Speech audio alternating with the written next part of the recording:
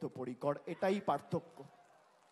আমরা মানব সেবায় বিশ্বাস করি, আমরা ধর্ম বাড়িতে করি, আমরা মসজিদ মন্দির গুরুদ্বারায় বাড়িতে পুজো স্থানে ঠাকুরের ঘরে বসে ধর্ম করি।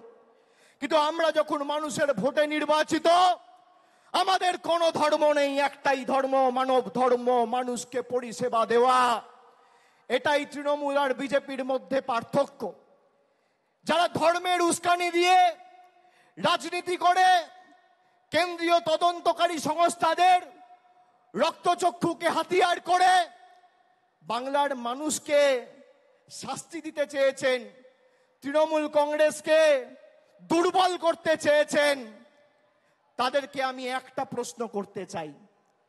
21শে জুলাই 2021 সালে যেদিনকে হয়েছিল, আমরা মানুষকে ধন্যবাদ দিয়ে বলেছিলাম যে আমরা আপনাদের জন্য আরো বেশি করে কাজ করতে বদ্ধপরিকর। তার 1 বছর পরে 21শে জুলাই 2022 সালে 21শে জুলাই যেদিন হয়েছিল, তার পরের দিন পার্থ চ্যাটার্জির বাড়িতে ইডি রেড করে তাকে গ্রেপ্তার করে। যদি কেউ দোষ করে তার বিরুদ্ধে ব্যবস্থা হোক। আমরা কোনো দোষকে, কোনো অন্যায়কে প্রশ্রয় দিই না।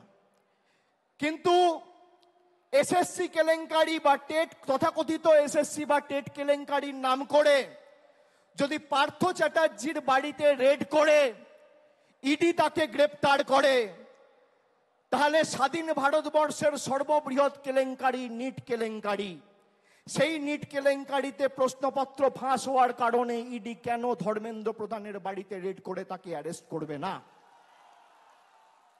কেন এই রাজনৈতিক পক্ষপাত, দুষ্ট আচরণ, কেন এই দ্বিচারিতা? আমাদের শপথ নিতে হবে। এবার তো আমরা 29টা আসনে জিতেছি, আর 3টে আসন, একদিকে বালুরঘাট, একদিকে বিষ্ণুপুর, আর একদিকে পুরুলিয়া, 15-16 হাজারের ব্যবধানের নিচে আমরা 3টে আসন হেরেছি। আর রাজ্যসভায় আমাদের 13 জন সাংসদ আছে। তাহলে কত হলো?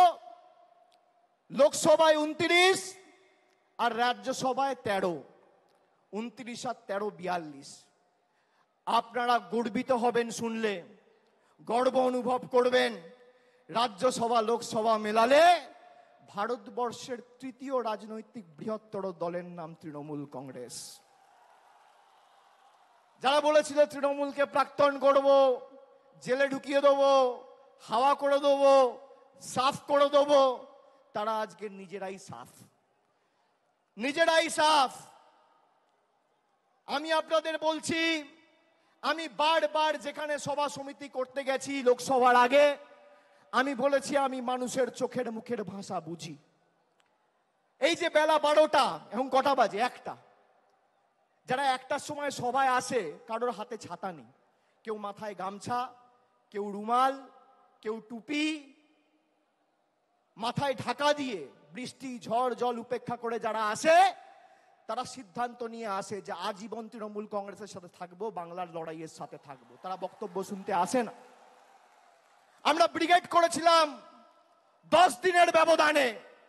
ফেব্রুয়ারির 27 না 28 তারিখ আমরাও ঘোষণা করেছিলাম, আর মার্চের 10 তারিখ আমরা ব্রিগেড করেছিলাম। একেবারে 42 জন প্রার্থীর নাম ঘোষণা করেছিলাম।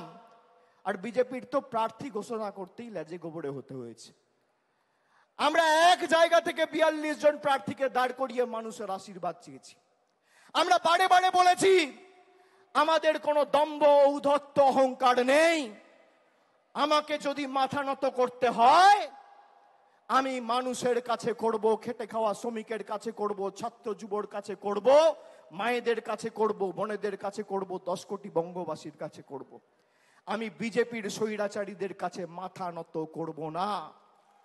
এত চেষ্টা করেছে আমাকে আমার বয়স্ক মা, বাবা, স্ত্রী, ছোট্ট পুত্র, কন্যা, সন্তান, কাউকে ছাড়েনি হেনস্থা করতে।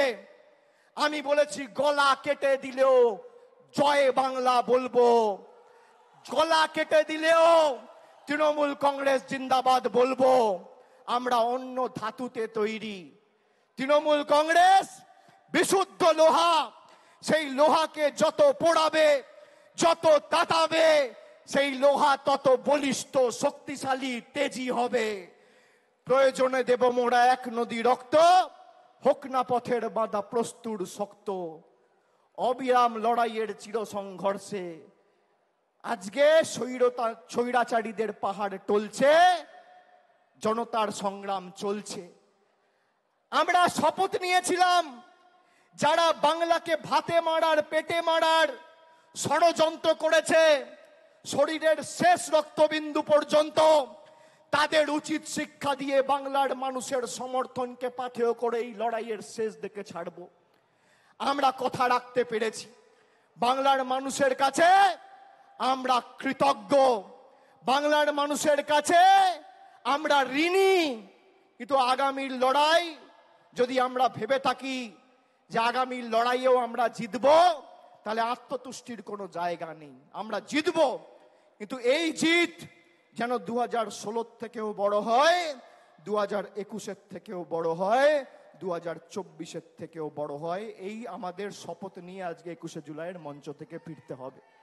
আমাদের নেত্রী আসবেন, মমতা বন্দ্যোপাধ্যায় বক্তব্য রাখবেন, তার কথা আমরা শুনব, মননে গ্রহণ করব, বাস্তবে রূপায়ণ করব, কিন্তু শৃঙ্খলা পরায়ণ আমাদের হতে হবে।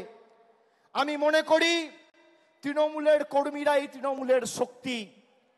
যারা নতুন তৃণমূলে এসছেন তাদেরকে তৃণমূলের সংগ্রাম, নেত্রীর লড়াই, 21শে জুলাইয়ের ইতিহাস সম্পর্কে জানতে হবে। আর পুরনোরা যারা আছেন তাদেরকেও নতুনকে সাথে নিয়ে আগামী দিন দলকে আরো শক্তিশালী করার জন্য মাঠে নেমে লড়াই করতে হবে। সামঞ্জস্য রেখে করতে হবে। পুরনোদের অভিজ্ঞতা আর নতুনদের উৎসাহ উদ্দীপনা, দুটোই তৃণমূলের একই বৃন্তে দুটো কুসুম। একই বৃন্তে দুটি কুসুম, হিন্দু মুসলমান, একটি তার নয়নমণি আর একটি তার প্রাণ।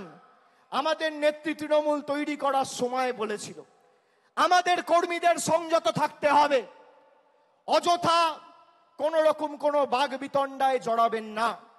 বিজেপিকে ভোট দিয়ে মানুষ জেতায়নি, মানুষ আপনাদের ভোট দিয়ে তৃণমূলকে জিতিয়েছে।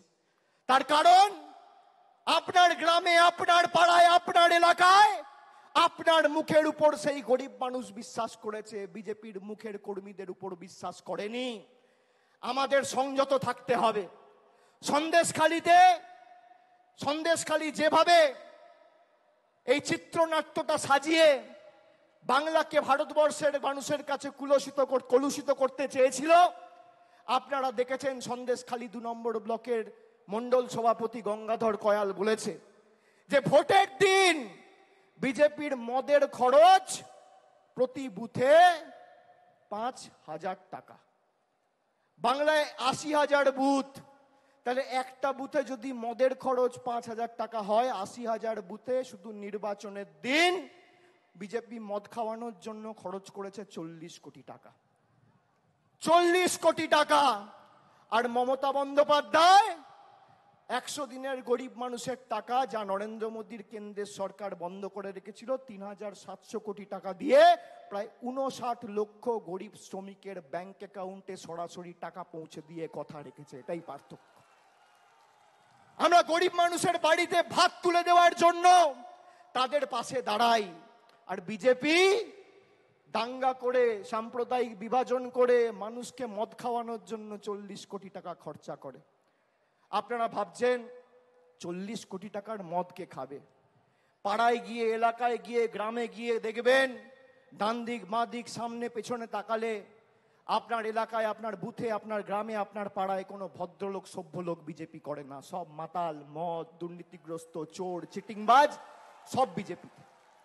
সেই কারণেই তো মানুষ এদের বর্জন করেছে। আর জনগণের গর্জন কি? ওরা নরেন্দ্র মোদীর গর্জনে বিশ্বাস করেছিল, ওরা ইডির গর্জনে বিশ্বাস করেছিল, ওরা সিবিআইয়ের গর্জনে বিশ্বাস করেছিল, ওরা কেন্দ্রীয় বাহিনীর গর্জনে বিশ্বাস করেছিল, ওরা টাকার গর্জনে বিশ্বাস করেছিল, বিচার ব্যবস্থা, সংবাদ মাধ্যমের গর্জনে বিশ্বাস করেছিল। আমরা গরিব মানুষের গর্জনে বিশ্বাস করেছিলাম। জনগণের গর্জন কি আজকে ভারতীয় জনতা পার্টি বুঝে গেছে।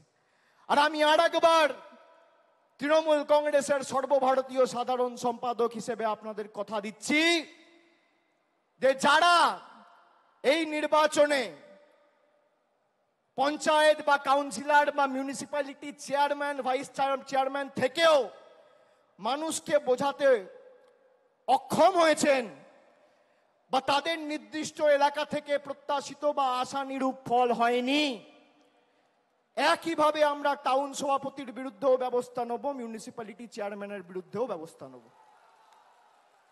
গ্রাম পঞ্চায়েতের ক্ষেত্রে প্রধানের বিরুদ্ধেও ব্যবস্থা হবে, অঞ্চল সভাপতির বিরুদ্ধেও ব্যবস্থা হবে। কাউকে রেয়াত করা হবে না।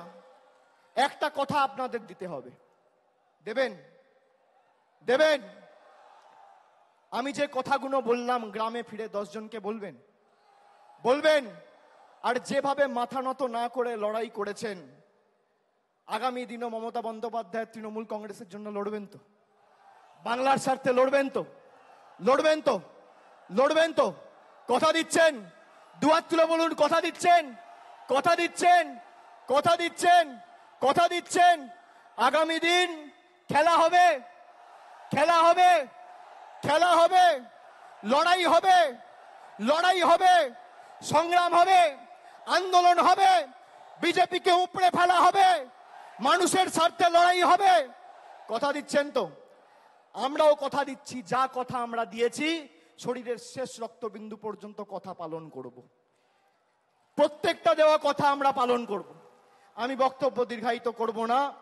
আমাদের নেত্রী বেরিয়ে পড়েছেন, 2-4 মিনিটের মধ্যেই আমাদের সভাস্থলে উপস্থিত হবেন। আমি সকলকে আরেকবার ধন্যবাদ, কৃতজ্ঞতা, নতমস্তকে প্রণাম, সালাম, অভিজ্ঞতা, অভিনন্দন, জোহার জানিয়ে আমার বক্তব্য শেষ করছি। জয় হিন্দ, বন্দে মাতরম, জয় বাংলা।